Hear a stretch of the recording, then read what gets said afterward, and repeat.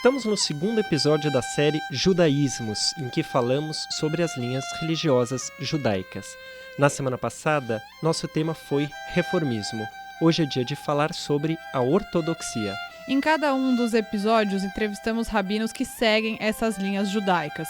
Se você ainda não sabe, esse é o podcast do IB, o Instituto Brasil-Israel, e eu sou Anita Efraim, jornalista, judia e fanática por futebol.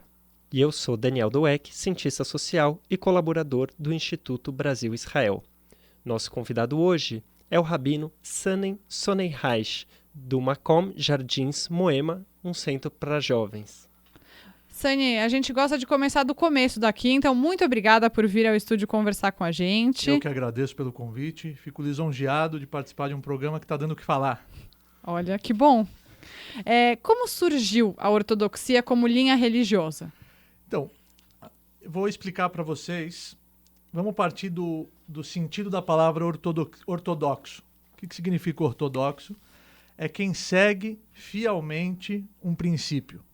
Então, a partir dessa definição de ortodoxo, a ortodoxia sempre existiu, porque o povo judeu tem 3.300 anos de história, e faz 3.300 anos atrás recebemos a Torá no Monte Sinai, uma revelação única na história da humanidade, os 10 mandamentos, abraçamos a Torá como ideal de vida, e desde lá, essa Torá ela se mantém viva dentro do coração dos judeus dos 4 cantos do mundo. Então, na minha visão, não é quando ela começou a existir, ela sempre existiu.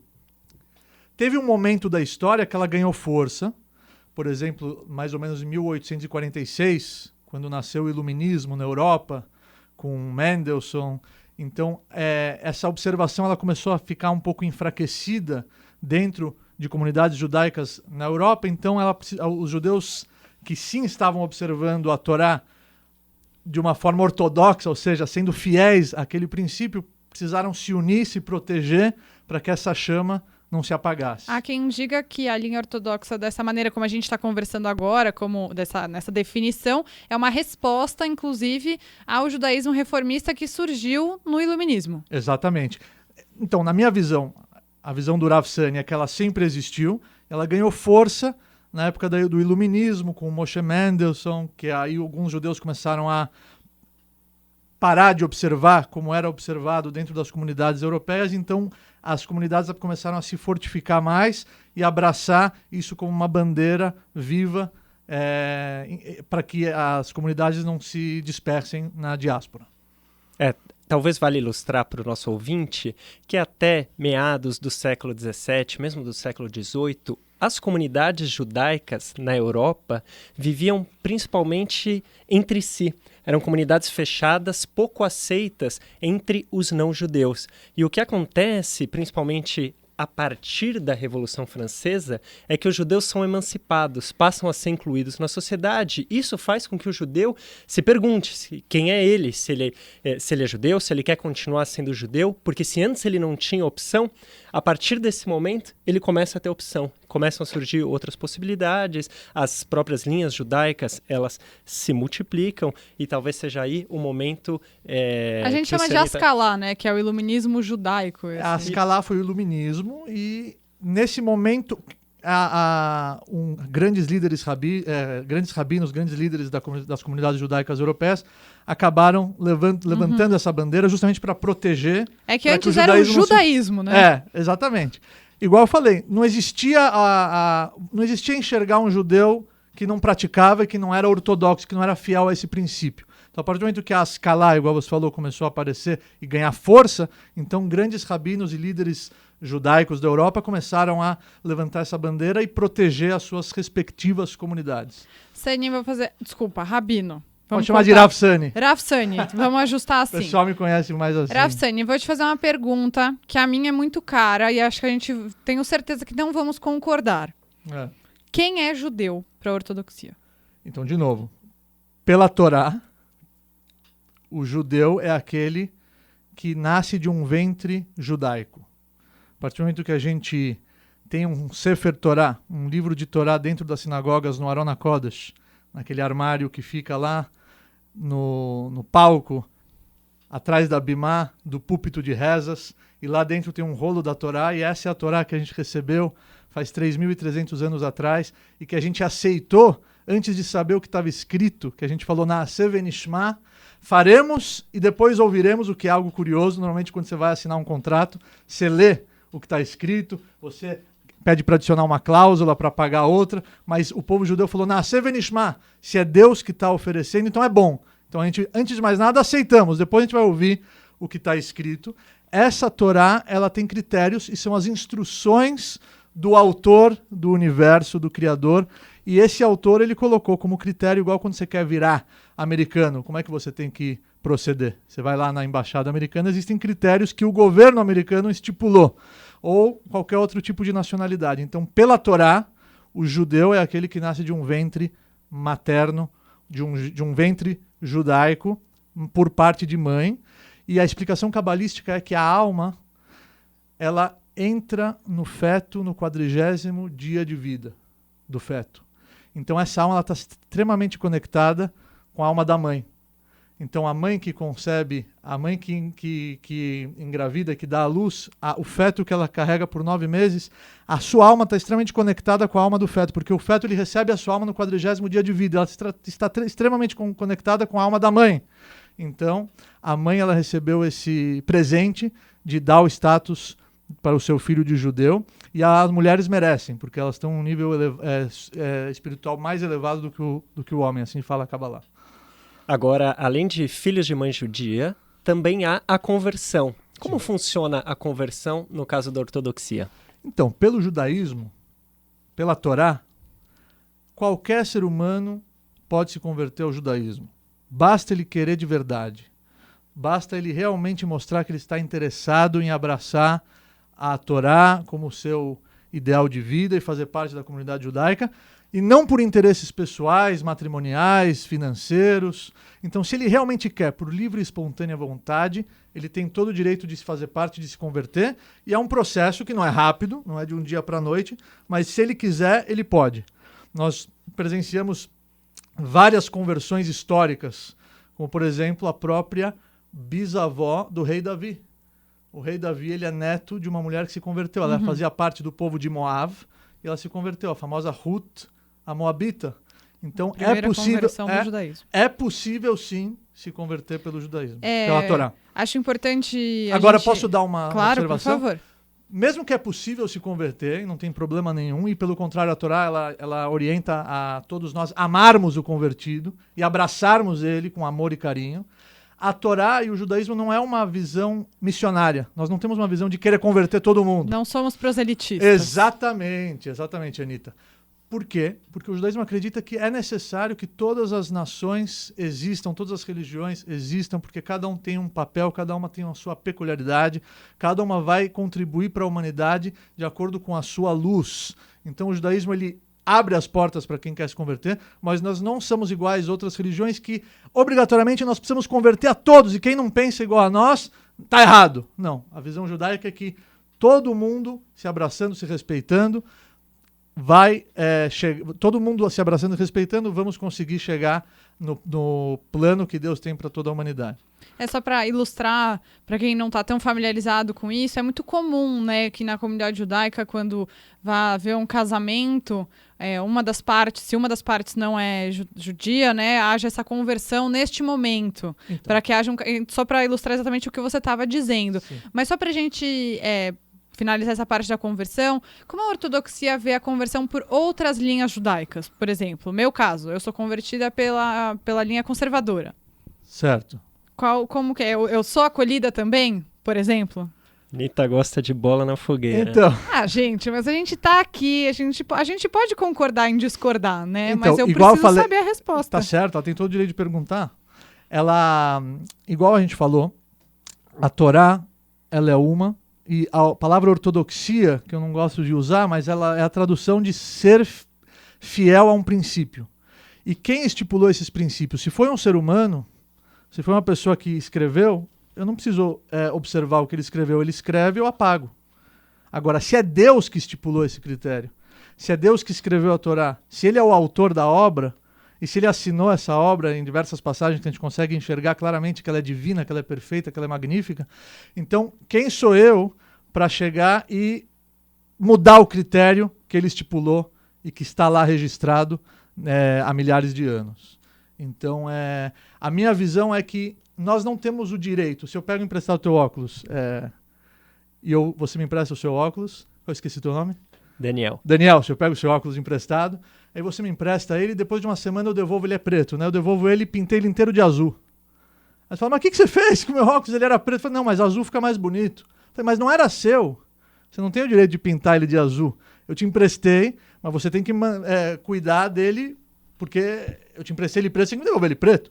Então, se eu pintei de azul porque eu acho mais charmoso, ou se eu pintei ele vermelho com bolinhas amarelas porque eu acho mais elegante, eu não tenho esse direito. Então, a nossa visão, que é a visão judaica, que é a visão da Torá, que só existe uma Torá, só existe um povo judeu, e nós estamos aqui firmes e fortes no século XXI, reunidos aqui nesse estúdio, gravando mais um episódio do podcasts do E Eu Com Isso.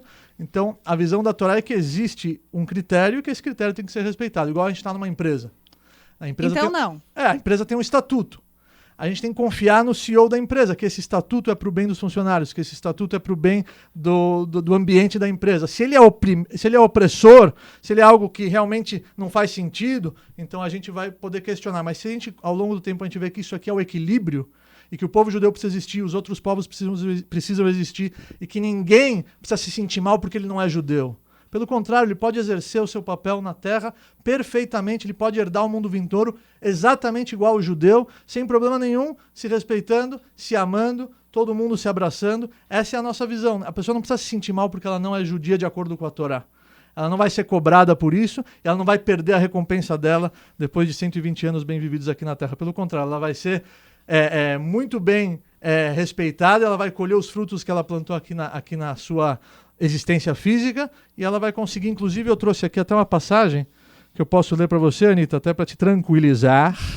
Estou bem tranquila. É uma passagem aqui que eu trouxe, que a Torá ela escreve que... Deixa eu ver aqui, está aqui. Olha só. Vou ler para vocês em hebraico e eu vou traduzindo. Combinado. Aqui.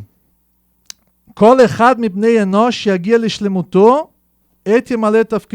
cada ser humano da face da terra ele tem totais condições de chegar na sua plenitude e de concretizar o seu papel aqui na terra. Porque cada um recebeu as suas ferramentas e as suas ferramentas são únicas. As ferramentas que você recebeu não são as ferramentas que eu recebi, e as ferramentas que ele recebeu não são as ferramentas que ele recebeu. Então cada um tem os seus keilim, as suas ferramentas, e todo mundo, todo ser humano pode chegar no seu objetivo aqui na Terra, não precisa se sentir mal porque não é judeu ou porque deixou de ser. Então essa é a visão da Torá. Quando você fala Torá, Rav Sani, o que você está citando exatamente? A gente está falando da Bíblia, estamos falando também de Talmud. O que envolve todo esse complexo para a gente poder localizar onde é que estão cada uma dessas coisas? Antes, vamos explicar o que é Talmud, porque Torá todo mundo sabe, né? Para falar de um jeito... não judaico, não nas palavras judaicas, é o Antigo Testamento. Exato, o Pentateuco. Essa eu não conhecia. Não 5 livros da Torá. Faz sentido pelo nome, mas eu nunca usei essa terminologia. Mas e o Talmud, o que é? Então, a Torá é uma só. Ótima pergunta. A Torá é uma só. Inclusive, para todas essas grandes linhas judaicas, a Torá é a mesma, para esclarecer para o ouvinte. Exatamente, é a mesma. Moshe Kibel Torá Mi Sinai, está escrito em Pirkei Avot, na Ética dos Pais, que Moisés recebeu a Torá do Monte Sinai. Essa Torá ela é dividida. Existe a Torá escrita e a Torá oral. Só que ambas fazem parte do mesmo corpo que é a Torá. Sem a Torá oral, que é a explicação que foi transmitida oralmente, eu não entendo o que está escrito. Vou dar um exemplo. Está escrito que tem que guardar o Shabat na Torá escrita. Como é que eu guardo o Shabat? Eu não sei. Eu pego um papel, escrevo o Shabat, guardo numa caixinha e põe no meu armário? Não, existem critérios que a Torá oral ela explica exatamente como eu vou observar e guardar o Shabat. Está escrito que tem que fazer um sinal no braço. O kshartam leot aliaderra, tem que fazer um sinal no braço. Que sinal é esse? Eu não sei. Posso fazer uma tatuagem no braço. Vai ficar maneiro. Não. A Torá oral ela explica que são os filactérios, que são o tefilin, que tem que ser exatamente nesses moldes, com essas fitas, com esses pergaminhos dentro de cada caixinha. O tefilin, a fita preta que exatamente, se enrola os filactérios que os judeus usam nas suas orações diárias matinais. Então, sem a Torá oral, eu não entendo nada do que está escrito. Então, é um corpo só, é uma Torá só. Quando eu falo a Torá, eu estou citando a Torá escrita e a Torá oral. Ambas foram transmitidas para Moisés no Monte Sinai.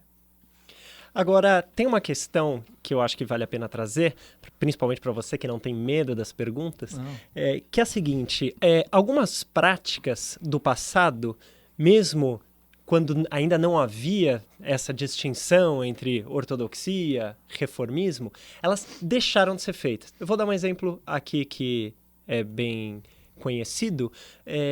Casamentos monogâmicos são algo contemporâneo. Se a gente voltar alguns séculos atrás, a gente tem casamentos com mais de uma mulher, um homem mais de uma mulher, né? Com casamentos poligâmicos. O contrário, não. Então, essa é uma prática que mudou ao longo do tempo. Então, queria que você dialogasse um pouco com essas ideias. Esse caso não é único, tem uma série de outros. Como é que acontece essa mudança, sendo a Torá imutável? Boa. Foi boa essa, hein, Dani? Muito boa pergunta. Eu vou explicar para você. Existe o corpo da Torá, que ela é intacta, e a gente não pode acrescentar nem diminuir dos seus preceitos e dos seus conselhos divinos. E existem alguns líderes que, pelo seu nível de liderança, pelo seu nível de estudo, pelo seu nível espiritual, ele consegue entender o declínio das gerações. Então, houve um rabino na Europa chamado Rabbeinu Gershom, que ele viu que as gerações estavam mudando, o nível das gerações, a mentalidade das gerações estavam se transformando. Então, ele percebeu que, qual é o nome da expressão que você utilizou? Que o casamento de um homem com mais mulheres... A poligamia. Exatamente, a poligamia, ela já não era mais benéfica. Pelo contrário, ela poderia ser algo prejudicial para os lares judaicos. Então, isso acontece. Até hoje, nós temos grandes líderes do povo judeu que moram em Israel e que acontece. Às vezes, eles lançam uma recomendação para a geração. Mas essa recomendação ela não diminui e nem aumenta. Pelo contrário, é só um conselho vindo de um grande sábio. E quando é um conselho vindo de um grande sábio, a comunidade ela abraça e aquilo se transforma em algo como se fosse um preceito, como se fosse algo que abraçamos e virou realidade dentro das nossas comunidades. Mas é ótima a sua pergunta. Vamos falar um pouco sobre kashrut, Rav Sani. O que é a kashrut e qual que é a importância de ela ser seguida por um judeu? Maravilha. Kasher significa apropriado para um judeu poder consumir, comer. Então, o kashrut, ela é uma base judaica e ela é de extrema importância. Por quê? A palavra kasher está relacionada com a palavra tahor e tamé na Torá. O que é a palavra tahor e tamé? Tahor, traduzido para o português, fica uma tradução meio estranha, é puro. E tamé, traduzindo para o português, é impuro. Mas essa não é a raiz e a essência da palavra tahor e tamé. A palavra tahor vem da raiz har, que é montanha. Então, quando alguém sobe numa montanha, ele consegue ter uma visão privilegiada e os seus horizontes são abertos. E a palavra tamé vem de timtum, vem de bloqueio. Então, a kashrut, essa alimentação, essa dieta judaica, ela facilita o Yehudi a se sensibilizar e a sentir o judaísmo intensamente. Então, existem sinais de kashrut dentro dos seres vivos, por exemplo, casco fendido e ruminante são os animais que nós comemos. Nos peixes, escama e barbatana são os peixes que nós comemos. Nas aves, tem uma série de aves que a Torá ela selecionou, que são as aves que nós comemos. E essa alimentação, por incrível que pareça, ela desbloqueia e proporciona para o Yehudi a sensibilidade espiritual. Eu senti isso na minha pele. Porque até os 13 anos de idade, eu comia McBacon. Eu comia dogão do Betão, lá com molhado no vinagrete. Eu comia de tudo, de tudo. Quando eu comecei a estudar para o meu bar mitzvah, eu me apaixonei pela Torá, me apaixonei pelo judaísmo. Foi a primeira vez que eu me encontrei com a minha verdadeira essência, com a minha herança espiritual. E nesse momento eu comecei, aos poucos, step by step, a abraçar os conceitos judaicos no meu dia a dia. E quando eu comecei a comer kasher, Anitta, a minha vida mudou. Eu comecei a sentir gosto no estudo, eu comecei a sentir gosto na minha reza, nas minhas reflexões, os caminhos se abriram. Então, o kashrut, além de ser uma dieta alimentar do judeu, ela também está conectada com a palavra tahor e tameh, que é visão privilegiada, conexão máxima, e ela desbloqueia o ser humano das cascas que impedem ele de evoluir. Rav, eu vou fazer uma pergunta, mas vou emendar várias perguntas na minha pergunta. Vamos ver se eu não me enrolo toda. Manda ver. O que um judeu tem que fazer diariamente ou semanalmente, já que a gente também vai falar sobre Shabat, por exemplo, para ser um judeu praticante? E aí eu já quero aproveitar dúvidas que eu sei que muitos ouvintes, mesmo que são judeus nossos, têm, porque acaba esquecendo aquela coisa. Por que o judeu põe o tefilin todos os dias? Por que o judeu usa o talit? O que é a kippah? Eu fiz muitas perguntas, né? Vamos ver se a gente consegue simplificar. Quais são as ações? Isso. Todas as ações que vão aproximar e levar ele a um altruísmo máximo e ações que vão comprometer ele a ter como um valor de vida o bem-estar do próximo e do seu semelhante. E não menos importante, aproximar ele de Deus. Essas são as ações que um judeu tem que buscar na sua vida.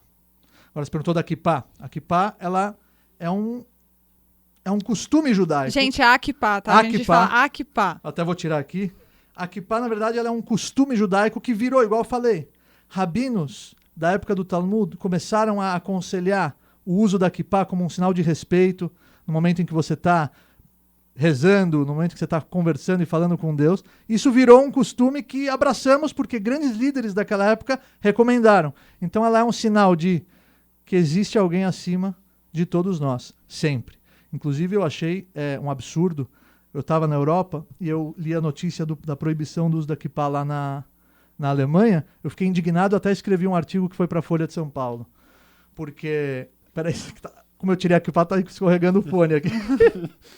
Então, a kippah é um símbolo que representa que existe algo acima de todos nós.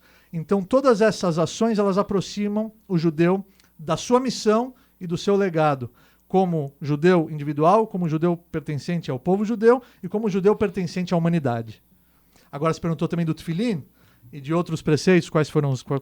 Talit também. O talit é um manto que a gente usa nas orações, que ele tem 4 fios, cada fio do tzitzit, ele simboliza os 613 preceitos que existem dentro da Torá, porque tem 8 fios, 5 nós.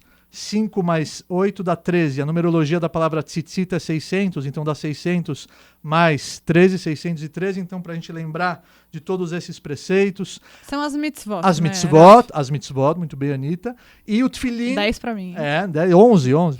E o tefilin é aquele filactério que eu citei anteriormente, que a gente se amarra com Deus pelas manhãs. Ele tem um voltado para o coração e outro em cima da cabeça, entre os olhos, que a gente tem que se conectar mentalmente, a gente tem que dominar as nossas emoções através da nossa mente, da nossa razão. Então a gente coloca aqui entre os olhos, bem perto da mente, e direcionar ele para o coração para a gente poder elevar todos os nossos sentimentos. Mas aí, por exemplo, tem um número de rezas diárias que um judeu tem que fazer, São por exemplo? 3 orações diárias. Shaharit, Minha e Arvit, que é a reza matinal, a reza da tarde e a reza da noite. Hoje em dia, ela é um momento em que a gente se desconecta para se conectar. A gente desliga o celular justamente para se conectar com nós mesmos. É uma espécie de meditação, Anitta. E guardar o Shabat também, né? E o Shabat é um presente, que a gente tem a oportunidade também de uma vez por semana se desconectar de tudo, do WhatsApp, do trabalho, da correria da semana, sentar com os nossos filhos, com a nossa esposa, com a nossa família, com todos os convidados que estão na nossa mesa de Shabat. A gente canta, a gente coloca as melhores comidas na mesa, a gente vai na sinagoga, reza com mais tranquilidade, sem pressa para sair, não tem compromisso. É o dia que Deus presenteou o povo de Israel. Inclusive eu vi uma reportagem que saiu que nos Estados Unidos tem alguns spas de tecnologia. E esses spas de tecnologia é justamente você entrar, desligar o celular, desligar o computador, o laptop. É você sem nenhum tipo de aparelho eletrônico. Eu falei, puxa, olha só, estão descobrindo o Shabat lá. Eu acho que tem uma questão de fundo nesse bombardeio de perguntas da Anitta, que é o seguinte, cada uma dessas regras tem o mesmo peso, ou seja, você comer determinado alimento e deixar de comer outro, você enrolar o filactério no braço, você vestir o tzitzit, ou você tratar bem os seus pais ou qualquer pessoa que seja. O porteiro do seu prédio. Tudo isso tem o mesmo peso ou as leis seguem algum tipo de hierarquia? E essas são as mitzvot que a gente tinha acabado de falar, né? Muito boa pergunta. É mesmo, Dani, Exato, isso é ótimo. muito boa pergunta. A gente não sabe a recompensa das mitzvot. Porque se Deus revelasse a recompensa das mitzvot, a gente faria somente aquelas que têm mais recompensa. E aí as outras iam ficar abandonadas, de lado. Então a gente tem que abraçar todas, igual eu falei, são todas as ações que vão levar a gente até o altruísmo máximo e vão conectar a gente com Deus. E Deus, na Torá, ele abriu o caminho e mostrou pra gente qual que é o conselho dele pra gente ter uma vida rica, tanto materialmente quanto espiritualmente. Uhum. Bom, aqui... Uma questão que muito me intriga, bom, como a mulher que está participando dessa mesa, acho que é meu dever perguntar qual que é o papel da mulher no judaísmo. Você, logo no começo, falou que a mulher tem esse status de ser um ser mais elevado. Explica um pouco pra gente, pra quem não ouviu.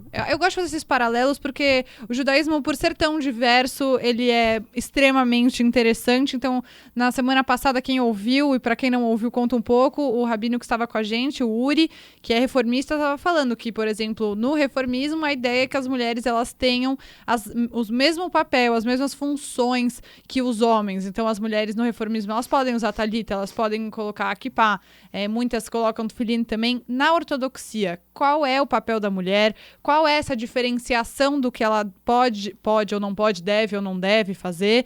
E também o Uri chegou a comentar, queria que você desse a sua opinião também sobre a questão de estarem surgindo agora, já faz algum tempo, mas enfim, recentemente, rabinas ortodoxas. Perfeito. Muitas perguntas. Não, tá ótimo. Na minha visão, o papel da mulher é sagrado. A mãe, dentro de um lar judaico, ela tem uma missão sagrada dentro da educação dos filhos. A mulher, por ter uma estrutura espiritual mais elevada e ter uma estrutura e uma personalidade totalmente diferente da do homem, por isso que ambos no matrimônio se completam, ela tem as suas peculiaridades que ela vai conseguir contribuir de uma forma que o homem não consegue. Então, é justamente a união das duas forças em prol da construção da família, que é a base do sucesso profissional e pessoal de uma pessoa. Então, a mulher ela tem o papel único, ímpar, que o homem não consegue exercer. E o homem tem um papel único, ímpar, que a mulher não consegue exercer. E por isso que as duas forças, dentro de um matrimônio, dentro de uma família, se dão as mãos em prol da construção do futuro do povo de Israel. E você fez outras perguntas, né? Sobre a questão das mulheres rabinas ortodoxas. Então, eu acho que é a mesma coisa que você pegar um time de futebol e colocar só atacantes em campo, ou só meio-campistas em campo, ou só volantes em campo, ou só goleiros em campo. Cada um tem a sua missão, cada um tem o seu papel, e é necessário todas as funções. E o time, com todas as funções, ele vai conseguir avançar e ganhar o jogo. Então, a minha visão é que a gente não pode querer ser o que a gente não precisa ser, a gente não pode querer exercer o papel quando, na verdade, os nossos dons e as nossas qualidades e a nossa essência, ela é para ser lapidada de outra forma. Eu costumo falar que a Kabbalah ela escreve várias vezes que cada um tem uma missão aqui na Terra. E a sua missão, Anitta, ela só pode ser concretizada por você, e mais ninguém. Nem Davi, nem Salomão, nem Moisés, nem Arão, nem Abraão, nem Isaac, a sua missão é sua. A sua missão é sua, a minha missão é minha.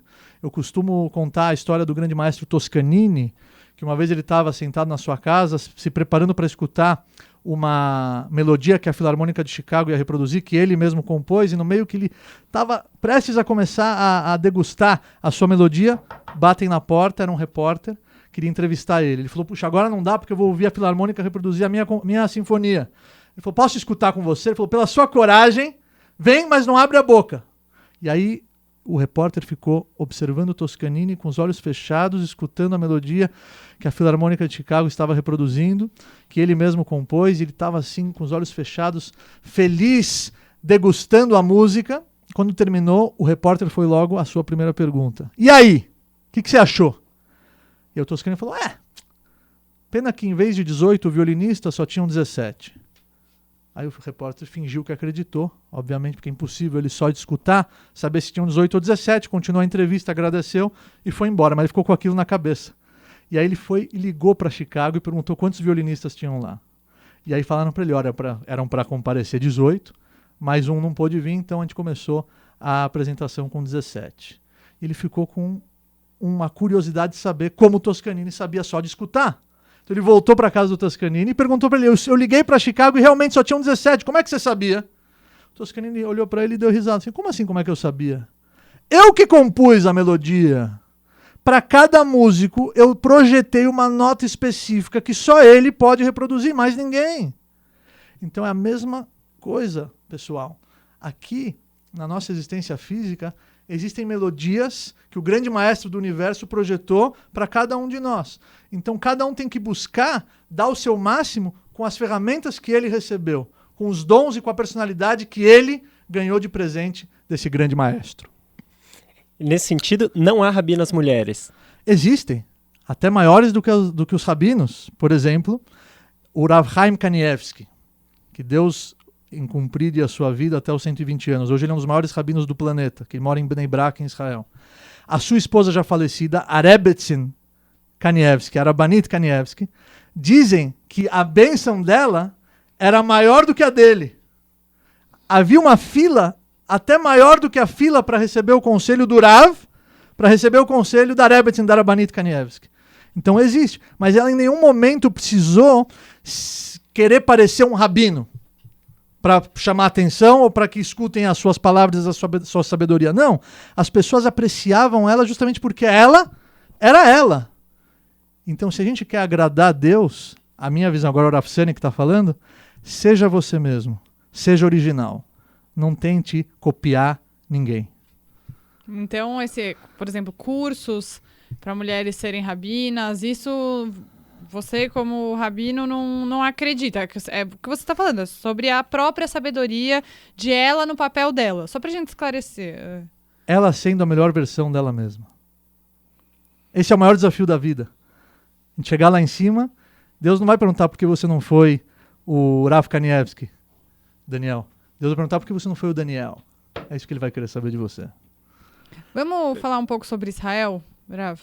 Como a gente sempre fala aqui sobre Israel, né? Esse é as relações entre Brasil e Israel são o nosso grande... É o IB, né? Grande tema, exatamente. O Instituto Brasil e Israel, muito bem colocado. Bom, em Israel, aproximadamente 20% da população se identifica como ortodoxo. É mais ou menos... Haredim. Exatamente. Obrigada, Dani. Mas mesmo assim, os preceitos da ortodoxia são os que regem o país. Por exemplo, lá não se tem a opção de fazer um casamento judaico que não seja ortodoxo. Lá o Kotel é totalmente... As leis do Kotel são as leis da ortodoxia. Qual que é a relação da ortodoxia com Israel? E, enfim, eu sei que para você... Eu imagino que para você esse seja o correto, claro. O casamento é judaico, ele é um casamento ortodoxo. Mas como você também vê, talvez, essa falta de pluralidade judaica dentro do Estado judeu? Uma coisa que me intrigou muito no que você falou desde o início é como o judaísmo aceita as outras religiões. Que é importante que tenham todas as outras religiões. Mas e as outras maneiras de se ver o judaísmo? Onde elas ficam? Então, foi o que eu expliquei. O judaísmo é um, a Torá é uma e o autor dela é o criador do universo. Então a gente aceita os outros, mas não aceita a pluralidade dentro da nossa religião? Não, a gente pode aceitar uma outra opinião e não concordar com ela. Claro. Mas não pode chamar aquilo de judaísmo. Então não aceita. Não, a gente respeita, concorda, mas a gente respeita, concorda com o direito dele opinar e dar a sua observação política, científica, qual for a forma que ele escolher de definição, mas o judaísmo, a Torá, ela é uma, e ela é bem clara, e ela é milenar, e a gente não tem o direito de mudar e adaptar, porque Porque se Deus quisesse que ela fosse adaptada, ele escreveria lá. Olha, no século XXI vamos mudar isso. E daqui 500 anos isso aqui já não precisa mais, é só agora. Não. Ele foi claro e ele deu ela com um manual de instruções para o povo judeu se manter vivo. Apesar de tudo, o que manteve o povo judeu vivo até hoje foi a Torá. O Estado de Israel ele é muito importante, mas ele só existe há 70 anos. A Torá manteve 71. O povo... 71 anos. A Torá manteve o povo judeu vivo em todos os momentos da história. Então ela é de extrema importância. Ela é a nossa luz que nos guia, o nosso alicerce. Então, como você citou, se o país ele escolheu critérios se baseando na Torá, existe um motivo. Eu vou contar para vocês agora e para os nossos ouvintes um episódio que aconteceu com Davi Ben-Gurion, por exemplo. Davi Ben-Gurion, o primeiro-ministro da história de Israel. O primeiro-ministro da história de Israel. Ele que declarou a independência do Estado de Israel.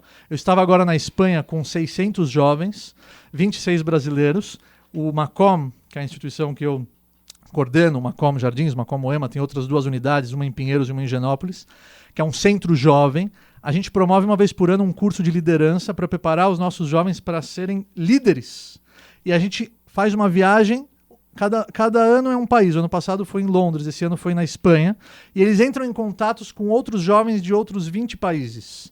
E dentro desse congresso existem muitas lideranças que estão presentes para discursar, para palestrar. Existem passeios que motivam a reflexão. E dentro dos palestrantes estava o nome do Rabino Israel Meir Lau. Quem foi o Rabino Israel Meir Lau? Foi o ex-rabino-chefe de Israel, um sobrevivente do Holocausto, uma das poucas crianças que sobreviveu à Shoah, o Holocausto. E ele contou uma história que aconteceu com Davi Ben-Gurion. O primeiro-ministro Davi Ben-Gurion, ele foi questionado pelos ingleses qual o direito do povo judeu em ter a terra de Israel como país. E os ingleses argumentavam, quem tem uma propriedade e quer afirmar e quer alegar que essa propriedade é dele, ele tem que ter uma escritura. A escritura comprova que a propriedade é dele. Qual a escritura de vocês? Perguntou o ministro inglês para o Davi Ben-Gurion. E ele respondeu. E ele respondeu, não, ele não respondeu, ele pegou o Tanakh, ele pegou a Torá, abriu ela na frente de todo mundo, isso repercutiu na mídia, foi assim um acontecimento, ele falou, essa é a nossa escritura. Está aqui a nossa escritura, milenar. Essa é a conexão do povo de Israel com a terra de Israel. São milhares de anos. Essa é a nossa escritura. Ele convenceu a todos lá presentes. E fez história. Davi Ben-Gurion fez história. Então a conexão da ortodoxia com Israel não é ortodoxia, igual no começo do nosso bate-papo. A ortodoxia, por definição, o ortodoxo é aquele que observa fielmente um princípio. Então o nosso princípio é a Torá, a nossa essência é a Torá. Ela está conectada diretamente com a terra de Israel. E eu presenciei vários judeus que se emocionaram muito quando pisaram em Israel pela primeira vez na vida. Eu viajei para Israel muito, ia e voltava, porque eu estudei lá 8 anos. Me preparei para ser rabino lá e fiquei lá, vindo e voltando, visitava a minha família. Numa das minhas idas e voltas, sentou do meu lado uma pessoa de 56 anos, e quando o avião estava aterrissando em Tel Aviv, ele viu as luzinhas lá de cima, ele começou a chorar igual um bebê, Anitta. Eu falei, tá tudo bem, senhor, quer um copo d'água? É a primeira vez que eu viajo para Israel, e eu não acredito que lá é Israel. Eu tô vendo as luzinhas aqui, eu já tô emocionado. Então imagina a emoção dele quando ele foi no Kotel, imagina a emoção dele quando ele pisou de fato na terra de Israel. Então a conexão, ela é máxima, respondendo a sua pergunta. Eu queria entrar muito nesse debate, porque eu acho que vocês tocaram em pontos fundamentais, e eu não sei quem percebeu na minúcia da linguagem. Anitta, acho que falou de Estado de Israel, Rafsani falou sobre a terra de Israel. E há uma diferença fundamental entre Medinat Israel e Eretz Israel. Nesse sentido, queria ouvir do Rafsani qual que é essa relação, ou deveria ser, entre judaísmo e sionismo, na medida em que o sionismo foi um movimento não só não religioso, mas muitas vezes profundamente antirreligioso, ainda que exista uma corrente religiosa. É certo que na história judaica sempre se falou da conexão com a terra de Israel, mas muitos setores e muitos religiosos, setores religiosos, não aceitavam a ideia de construir um Estado, até porque a soberania judaica na terra de Israel viria só após a chegada do Messias. Eu ia falar exatamente sobre isso, complementando a pergunta do Dani. Existem correntes ortodoxas, vou usar aqui a expressão bem, eu não quero desrespeitar ninguém, mas são as mais radicais, vamos dizer assim. Por exemplo, os Naturei Karta, que eles dizem exatamente isso. É muito louco, tá? Eu vou tentar explicar. Você ouvinte talvez não entenda, mas muitos moram em Israel, estão lá e não acreditam que deva existir um Estado de Israel, como Estado, né? Estado-nação, a gente está falando. É claro que para eles aquele lugar é a terra de Israel, mas não um Estado, porque o Estado só poderia vir depois de Messias chegar. E olhe lá, seria uma outra coisa, né? Porque Estado, né? o Estado, ele, por definição, não é religioso, né? O Estado é uma invenção dos claro. homens, não é algo divino. O divino é uma outra coisa, é um reino bem diferente disso que a gente vê aí. A gente não conhece ainda, né? Mas deve ser. O Rav Sani claramente não é um Naturei Karta, por tudo que falou aqui já sobre Israel, mas é interessante que você está muito mais próximo do que a gente em relação a tudo isso, né? Então, a visão do Naturei Karta, ela é uma visão sem expressão nenhuma. Eles são uma minoria. Eles são extremamente criticados por essas declarações dentro do mundo Haredi, que o Daniel citou, que hoje é uma força muito grande dentro do Estado de Israel. A visão hoje o Estado de Israel é uma realidade. E ele é muito importante. Ele é a espinha dorsal da segurança do povo judeu. E não só do povo judeu, como contra o combate do terrorismo no mundo. Então, hoje a gente tem que apoiar o Estado e fazer ele um Estado cada vez melhor e cada vez mais compatível com a nossa essência, com a nossa herança milenar. Essa é a visão do Rav Sani. Mas, nesse sentido, o Estado de Israel deveria se transformar num Estado religioso ou teocrático? Então, aos poucos, ele está cada vez mais próximo da nossa cultura, igual ela falou. Então, isso é uma coisa que vai acontecendo naturalmente e é algo muito benéfico. A gente está caminhando para o final, já com o tempo quase estourado, mas eu ainda gostaria de fazer uma pergunta. Você ganhou as manchetes na imprensa quando Meu levou Deus, Dani. um quadro de ouro para o nosso presidente. Queria que você contasse um pouco como é que foi essa história e o que te motivou, inclusive, a dar um presente para o Jair Bolsonaro e, aproveitando, falar um pouco dessa relação entre o judaísmo da diáspora e as comunidades judaicas da diáspora com os governos locais. Então, eu fui convidado no dia da posse para estar lá presente como rabino. Eu recebi um e-mail do cerimonial da Presidência da República, fiquei impressionado com o convite, fiquei lisonjeado com o convite, por eles terem pensado com carinho sobre a minha pessoa, e fui, só que eu, por educação, ao novo mandatário da nação, eu levei um presente que eu escolhi a dedo. Eu achei nada melhor para uma pessoa que vai exercer agora o cargo da Presidência da República, né, o cargo máximo do Executivo. Ele vai precisar de muitas brachot, de muitas bênçãos. E o que está escrito? O que está escrito lá no quadro, Anitta? Qual foi a minha brachá? Qual foi a minha bênção para ele e para o Brasil? Está escrito lá: Ve'atah shalom, ubeitcha shalom, vechol asher lecha shalom. Está escrito em fios de ouro, que eu trouxe de Israel essa arte. O que é? Ve'atah shalom, que tudo no seu caminho seja em paz. Ubeitcha shalom, que a sua casa seja em paz. Vechol asher lecha shalom, e tudo que você fizer como presidente seja um caminho de shalom, de paz. Então, só nos resta torcer para que ele acerte. Não importa quem ganhou a eleição, se fosse outro candidato que tivesse vencido a eleição, ia estar torcendo para ele vencer. Porque todo mundo agora está no mesmo barco, o Brasil é um só e todo mundo tem que torcer para o sucesso do novo governo. As eleições acabaram, aquelas rixas têm que terminar e elas têm que ser apagadas. A gente tem que torcer para o sucesso do Brasil, para o sucesso do presidente, que, por reflexo, é o nosso sucesso. Todo mundo quer um Brasil melhor. Foi muito boa a sua resposta, viu? Muito obrigado, Anitta. Até Efraim. porque eu diria que, diferentemente de quase tudo que a gente falou, eu concordo com você. Também desejo que ele tenha paz nos caminhos dele. É isso. É isso aí. Bom, a gente queria agradecer muitíssimo a sua presença. Foi muito legal. A conversa grato, foi ótima. muito grato. Ficamos muito felizes que você veio até o estúdio. Muito Acho grato. que isso Isso favorece faz uma também. super diferença. O ouvinte que acompanha aqui deve saber que muitas vezes a gente conversa com pessoas que não podem vir, ou mesmo que estão em Israel, e essa conversa olho no olho, acho que ela consegue ter uma profundidade maior. Então a gente conversou hoje com o Rav Sani Sonnenreich, que é do Makom, de Moema e também do Jardins. Rav, conta para o nosso ouvinte como que ele pode continuar te ouvindo, como ele pode fazer outras perguntas para você. Eu sou jornalista, Rav, você acha que eu não faço Ela essas manja, coisas? hein? Ela manja. Muito obrigado pela oportunidade de estar falando aqui para milhares de espectadores. Quem quiser se conectar mais comigo, eu tenho um canal no YouTube que se chama By Rav Sani, B-Y, R-A-V, que é Rav, que é Rabino, Sani, S-A-N-Y. Lá eu posto conteúdo terças e quintas. São vídeos rápidos, motivacionais, uma mensagem alegre, bem-humorada.